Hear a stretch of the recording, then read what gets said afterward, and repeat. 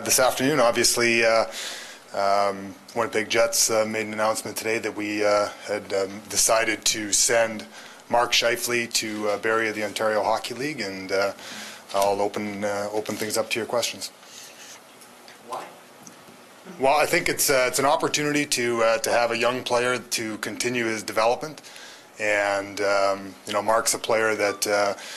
Within the Jets organization, we hold in extremely high regard, and it's an opportunity for him to go play at the level that most of his peers are playing at. He's a 19-year-old player, and he was experiencing very good success prior to the World Junior Camp, and then obviously prior to the start of the National Hockey League, and we're looking forward to him to go back there and pick up where he left off with a very good junior hockey team. How did you take this decision? Well, like a professional, we sat down this morning. Well, first of all, we met late into last night as a management staff and spoke with Mark Chipman and told him the direction that we were going to go, and we met with as a coaching staff and a management staff and discussed the decision, and then Claude and Zinger and myself met with Mark this morning and explained it to him. And certainly I would assume there's a level of disappointment because like anything, you want to play at the highest level as fast as you possibly can, but he certainly understood it. I spoke with his agent after and spoke with Jimmy Roy on the player development side as well, and Jimmy's been in touch with him. So, again, I would assume there was a level of disappointment, but he understood it and took it with great professionalism. How much did you have to wrestle with this decision? It's something that was pretty evident by the time you had to make it, or was there still a lot of debate last night, I guess? Well, there's always debate. I think that it's a decision that you make. You don't have a lot of time to make it, although it may seem like the decision drags out at time. Like, relatively speaking, you really don't have a lot of time to make it, and the effects of it are long-reaching. And I think the easy thing would have been just to say, let's just let him stay here and play and see how it goes. But the see how it goes is the kind of the unknown that you don't want to have happen with a young player like this, and the opportunity for him to go back, be a leader, continue to grow both on the game side but also on the strength side with a very good hockey team under a very good mentor. It's an opportunity that we feel strongly about. What did you learn about him playing on the wing? Well, what we learned is that obviously he's got good hockey sense, that he can adapt from a natural position at center to playing the wing. As an organization, we see him as a centerman. There's no question there, but and that's the kind of nature of the situation at the National Hockey League level, is sometimes you have to try and find different opportunities. I thought he played very, very well, although I wasn't at the World Juniors, hearing from his coaching staff, and obviously we had staff there that watched. He played very well on the wing there, but for us, we see the long-term future at center. So he showed some adaptability, but we need to find a way when he does come here on a regular basis to make sure that there's opportunities for him to play at in the proper space. Well, the first practice after the lockout, he was on the wing. Was it always kind of in the back of your mind that the best option may be going back and just getting more experience amongst his peers? Well, I really didn't have any preconceived notions at that point in time.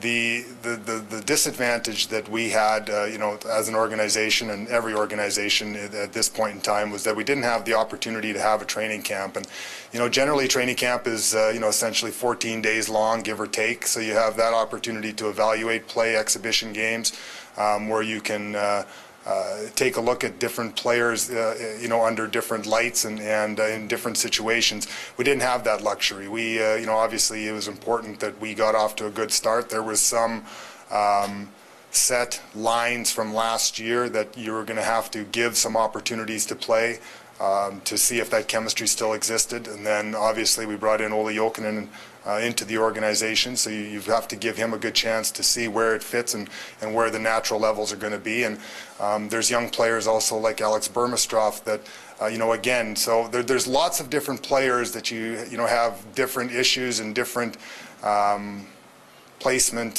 things that you have to deal with, and Mark was one of them. How far away is he? Well, again, there's no time frame on development. Everybody develops at their own levels. We feel that from a skating and skills perspective, there wasn't any questions there. We're not looking at to saying, well, is he fast enough? Is he skilled enough, or where does he need to play? I think we've got a good understanding of that, and I think by playing him on the wing as opposed to center, what we told him was that we were looking to see from a strength perspective how he was going to be able to last over a long period of time. Now, under normal circumstances, you're given a 10-game window essentially to make those assessments. In this one, we had a 5, but also the time frame of which those 5 games were there. And the magnitude of the remaining 48 games or the remaining games within the schedule, what they mean to the club, all those kind of things led to saying, the best option right now is for us to send him to Barrie to continue his development, and as a Jets organization, giving Claude every opportunity to put the guys out there that he feels can win on a nightly basis. There are players his age making contributions to teams. You've played against some of them. Did you expect him to be a little further along at this point? Well, we really didn't have a lot of expectations as to where he was going to be or not going to be. If you remember back into training camp last season, I don't think there was many people in the room that thought he was going to stick. Then obviously he had a tremendous exhibition season that allowed the opportunity for him to earn the right to to play and to start the season and to continue the further evaluation process. I think you have to be careful with respect to just putting an age limit on things. I think if you look back over some of the different players that maybe are staying at younger ages or not, there's different stages of the development, both physically and also on the other aspect of it is that some guys are actually older. Some of the players within a draft year are late birthdays, so although they're drafted in the same year, they're not necessarily the same age, so to speak. And then you also have the fact that this is only going to be Mark's 3rd year in junior. A lot of the players that have moved on, it would have been their 4th year. So you take all those things into consideration, and at the end of the day, the fact that you don't rush a player shouldn't be looked at a negative in any way, shape, or form. And for us as an organization, we pledged at the beginning when I took over here is that we weren't going to rush players for the sake of just rushing them.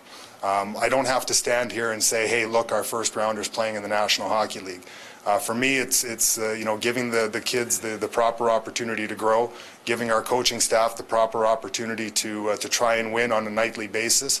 And I'm not going to sit here and say to Claude, you got to play this guy on this line and this many minutes this night. So, again, when he's ready, he's going to be able to do that on his own. Is there a concern now when he moves to junior show because the AHL option isn't there? Most players, like you said, he's had so much success there, including this year, don't develop those bad habits. And is that Jimmy Murray's job to make sure he stays on track? Well, I think the organization that he's going to is a top-notch organization, and the coach that he's going to be playing under isn't going to allow those bad habits to creep into his game. I think that if you look at if there was no hockey this season, if for some reason the lockout continued, that's where he would have played the entire year. And to look at how he developed from the start of the season to obviously the World Juniors and coming here, we're very pleased with his development at that point in time. The one thing that kind of gets that lost in translation sometimes is that when you want someone to grow and to experience leadership options and become a leader on his team, you have to give him the ability to lead. And too many times a lot of 18 and 19-year-old kids get plucked out of junior when they're not ready, when they're just starting to become leaders, and then they really don't get that opportunity to be a leader on their team. When we talked to Mark in the meeting this morning, we said there's going to be lots of ups and downs. Obviously you've seen it here in a short period of time. You win 3 in a row and everybody's up. You lose 3 in a row and everybody's down. But as a player, how are you going to handle that? Mentally, how are you going to handle that? And when you're a leader on this team, how are you going to handle that? So when he goes back to junior, it's going to be his responsibility on that team to handle that with that team. And he's going to be able to have those experiences, draw back on them, and 4 or 5 years from now when he's a real leader on this team, he's going to have that experience to draw back upon. these are lessons that, again, if you don't give them the opportunity to learn, they never will. It's like, you go to college, you don't just go right from middle school to college. You go to high school, and if you miss out those formative steps, you might not have the success that you want down the line. Is it also a case of him going back and getting back to the junior game in time for playoffs? Well, we really didn't put a time frame as to when we wanted to make this happen or when it should happen or shouldn't happen. We purely, I guess, selfishly did it on the Jets' timetable here, and there was obviously some opportunities where, we were saying, well, he's scratched, send him back, but what's happening behind the scenes on the days that he was not playing, that he was a healthy scratch, they were learning opportunities, for Mark, but also for ourselves, because on those days he gets to spend one-on-one time with our strength and conditioning coach, and there's a certain way that a professional player handles being scratched, a certain way a professional player handles the development process in season. Where when you're in junior, a lot of times, there's not the staff around to help these kids to know exactly what they need to do in season to continue to develop and to grow. Well, we had that opportunity here. Again, if there was a regular training camp, the time frame, if you really look at it, he probably would have been here right around the same amount of time. So the timing of sending him back to Barrie was strictly just our own choosing. In your mind, is he still a can't-miss surefire NHLer? Well, for me, it's really what he does on the ice, and we have tremendous confidence in him. He's proven it time and time again with his junior team. He's proven it, on the highest stages at the World Junior, where he was one of the top players, as selected by his team and his peers and the tournament on Team Canada. So every challenge that he's had in front of him, he's met, and I'm very, very confident that he's going to meet the challenges ahead of him with the Jets organization. So we feel really, really strongly happy, I don't know what the right word is, with respect to his development, and he has a bright future with us here in the Jets. What part of his game has shown the most growth? Well, I think if you really look at the skating and the poise, I think for me the biggest jump has been the skating. It's a much stronger skating. He's able to maneuver around the ice with more poise. But having said that, I think that there's still areas of strength that he'll have to continue to grow on. But these are not things that are not common for an 18 and 19, 20, 21-year-old kid. It's I think everyone knows that different players will develop differently on the physical side of it, and at some point in time, the physical side of his body is going to catch up to the skill side of his body. Is this a sign that there's a win-now mentality here? Well, I think there's always a win-now mentality. I think that, you never say, I'm going to try and win tomorrow. You're always trying to win now, but in the same token, you're not going to win at all costs. And I think that you're not going to throw the future out the window here for the sake of just trying to do something short-term. We've talked about it, at quite length, that if there's an opportunity to improve our team now, be it trade, be it anything, signing, keeping a younger player here, we're going to do that. But it's not going to be at the long-term cost of the future of a young player or future assets. Short term, you called another player to fill the spot that's created by Mark's? Not right now. Obviously there's a couple of different roster decisions that we hope are on the horizon, and hopefully, Zach Bogosian's going to be ready at some point in time here. I think he'll start skating with the team here in short order, which will be an exciting development, for us and for Zach. I think he's certainly chomping at the bit to get out there, and has looked good in the injury reserve skates, I guess, so to speak, and so things are moving along well there. So, again, we do have Anthony Peluso that is available to go into the lineup, and we'll if there's a call up on the horizon, we'll see how it goes. We play essentially an every other night schedule for a little while here, so we have some time to look at that. Very happy for Zach. It's always nice when you get to see the smile on a young kid's face when he gets put in the first game, and then obviously for him to play as poised as he has. It's not a surprise to those that have been able to watch him for the 2 years now, but certainly it's nice to see him come in. I think he's got obviously a few more things he's got to learn as he goes through the circuit. He's going to continue to learn them, but he had a tremendous day in front of his family yesterday, and nice pass on the winning goal, so it's an exciting thing. But you try and look for the silver linings in the different situations that we're faced with right now, and with Byfuglien going down and Bogosian not being available, you have to turn to some people to step their games up. And the fact that two young players in Redmond and Postma have been able to fill minutes, contribute, and play well is, I think they only have probably about 10 NHL games between them. It's a nice thing to be able to see. Thoughts on the first 2 weeks for the team? It's kind of been up and down and rushing for the Discovery. Thoughts just on the start? Well, the first 2 weeks have seemed about 2 months. Although the time happens quickly, there's lots of things compressed in a short period of time. We've had to deal with a lot of different things, but I thought that for the most part, there have been some very good ups. I think everybody likes the fact that we did get off to a good start after obviously opening night probably wasn't what we wanted, and everybody was probably wondering what's going on. And then we managed to win a couple of games on the road, which was exciting from the standpoint to see the growth in the guys. But there's different things at play here that are new to every team right now. Is how do you handle the compressed time frame, the schedules, the different things like mandatory days off that you have to try and build into the schedule, from a player standpoint. So there's lots of different managing things that are going on between the coaching staff, and certainly for us in an evaluation process. Would I have liked to to slow down the games and try and take things in a little bit slower on the evaluation side? Certainly you probably would, but that's not the case.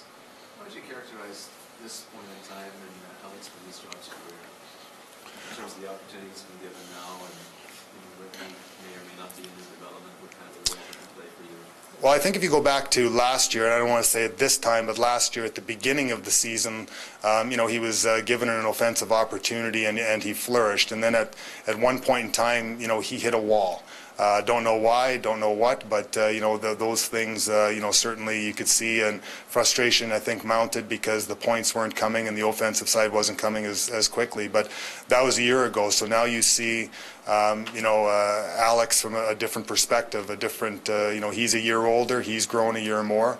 And yesterday he was given an opportunity to play with with players that are more likened to help on the offensive side, and I thought he had a very good game yesterday. Now, having said that, it's another opportunity for him tomorrow. That's what this game's all about. That's what the story that a gentleman that I used to work with used to say, was like, it's like 82 one-game seasons. This year it's like 48 one-game seasons. Every game is like a season in and of itself, and it's when you win a couple in a row, you'd like to enjoy it. You'd like to be able to take a deep breath and sit back, but the moment you take your foot off the gas, something happens. And when you do lose 3 in a row, the hardest part is not losing sight of the fact that you do have another game in front of you here to try and redeem yourself.